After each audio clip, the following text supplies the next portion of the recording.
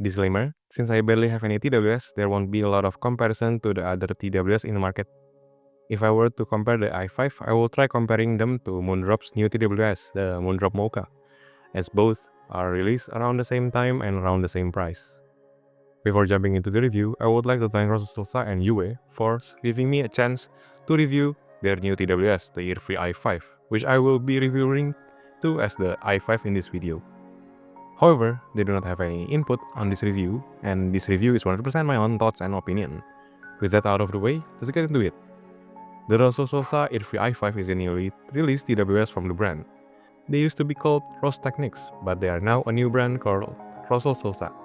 Maybe for those who are familiar with the brand and the products, you might have heard that the i3 was pretty well received in the market, and following that, they have released the i5.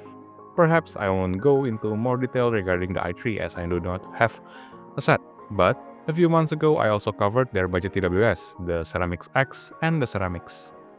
Without further ado, let's jump into the review. The Earfree i5 is perhaps one of the fanciest TWS I have actually held in my hands, as the case is somewhat made of metal and they are quite hefty feeling. The case lids snaps open and close, giving that satisfying fidget feel to them. The unboxing is quite straightforward this time around. Roseselsa did not go for that tear-away single-use box. They went back to using regular boxes that you can keep. Inside, there are a bunch of ear tips, a charging cable, and the i5. That is basically it.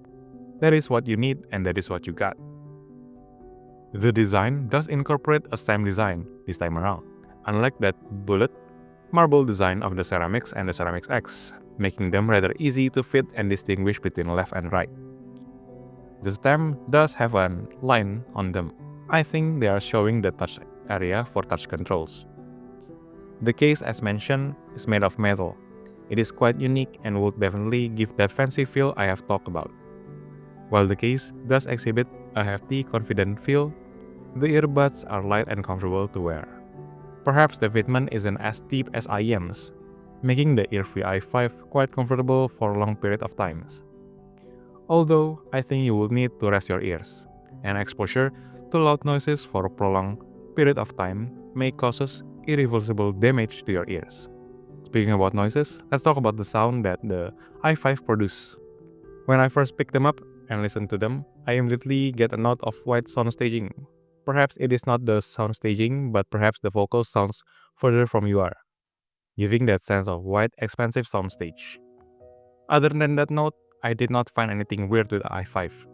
This review is using out-of-the-box setting as I am quite lazy to change a few things around to customize it.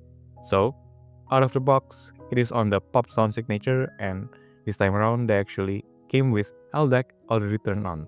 After some day commuting with the Earfree i5, I find them quite pleasant to listen to, offering that fun and engaging V-shaped sound, perfect for winding up my day with energy. Let's talk about it. Perhaps the i5 may have accentuated the mid-bass quite a bit, giving that sense of fun bass for EDM, pop, and many other modern mainstream genres. The bass also works with a lot of older rock songs, but for me, I feel like the Earfree i5 is more geared towards recreational experience, more than focused listening experience. Whether you are into modern or older songs, I think the i5 performs quite well in the bass department. Perhaps on the lower mids, the mid bass can bleed quite a bit to the lower mids.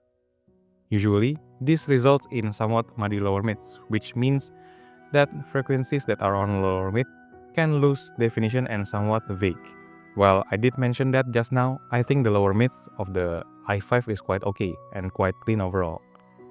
Perhaps it is because it is slightly balanced with the forward presentation of upper mids, giving the i5 somewhat an overall V tuning. The upper mids on its own can be perceived as slightly thin sounding at times, depending on what songs and what characteristic of vocals you are listening to. Perhaps on something like Yoasobi and many other higher pitched vocalists, it can get slightly thin sometimes, or at least for me. However, upon further listening, I think the mids are overall quite good, sounding quite thick or quite thin when needed, or depending on what songs you are listening to.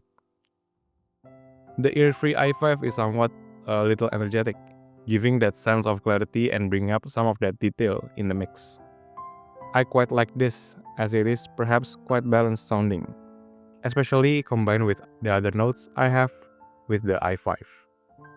It is also quite safe to say that the i5 does not come out sibilance most of the time, or at least not as much as their lower tier friend the CeramicsX.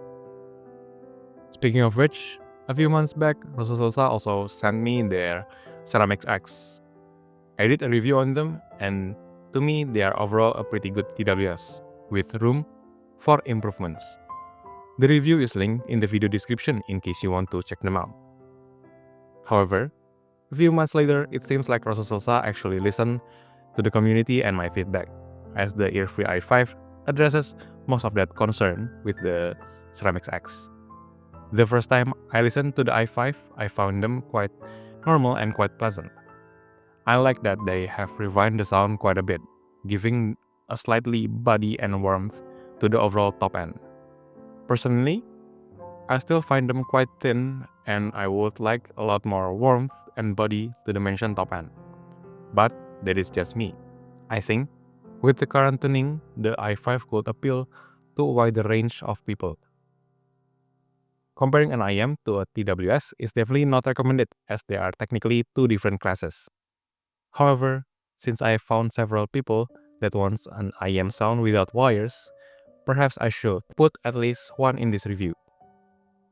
The only one I got for this review is the Q5 Pro, as I am currently reviewing them, and I could only bring so much to my day job. But I digress. I think outside of the different sound signature both the Q5 Pro and the Q5 has, I think the i5 is surprisingly competitive to the IM market. Well, in terms of sound, the i5 is warmer and slightly bassier. The Q5 Pro wins slightly in terms of technicalities. Of course, not to mention that the convenience the i5 brings when it comes to everyday life. Perhaps before going into the review, one of the first note I have about the i5 is perhaps the sound staging is quite wide and deep. Perhaps if you compare it to IMs and headphones, the sound staging isn't as wide as they are. But personally, I still find them quite surprising. That experience kinda translates to my experience listening to Megitsune and Babymetal Budokan. The sound staging is surprisingly wide, with good surround effect. The vocals are definitely not as forward as a lot of IMs I'm switching on and off from. The layering is decent, and the detail retrieval is just okay. Perhaps I slip this here. The verticality is also quite there, as I pick some of that detail in the opening of Kingslayer Live in Tokyo. As mentioned, the Earfree i5 supports LDAC out of the box. There is also an app for those who likes to customize the functionality of their TWS. In the app, you can configure dual device connectivity, EQ presets, touch function mapping, turning on or off in-ear detection feature, updating the TWS, and many other features. As per the latest firmware update for the i5, in the app, it seems like you could adjust the level of transparency mode and ANC mode, a quite unique feature in my opinion. You could also change the volume prompt in case it is hard for you to notice the prompts. The Earfree i5 is a rather new TWS from the brand Roseselsa, previously known as Roseselsa. The i5 is a single dynamic driver TWS that costs around $65 to $70. The TWS features ANC, in-ear detection, and LDAC codec. The overall sound signature is V-shaped with warm upper mids and a slightly relaxed treble. The bass is quite good, balancing between quantity and quality. It is pretty safe to say that the i5 is quite a competitive entry in the TWS market. From the metal case to the sound signature, I think the i5 is quite good. I like how Roseselsa listens to a lot of comments about their products and keeps improving them. As for the ratings, the Earfree i5 gets an A- for features, B+ for tonality, and B for technicalities. Well, that is it. That is my review of the Roseselsa Earfree i5. What do you think about this review? Would you like to try the Earfree i5? Which one do you prefer, TWS or IMs? Let me know in the comment section down below. In case you would like to learn more about the CeramicsX and the Q5 Pro, I will link them in the description or pinned comment. Thank you all for watching. Thank you Yue and Roseselsa for supporting me, and many other people that have supported me throughout the years. Have a great day.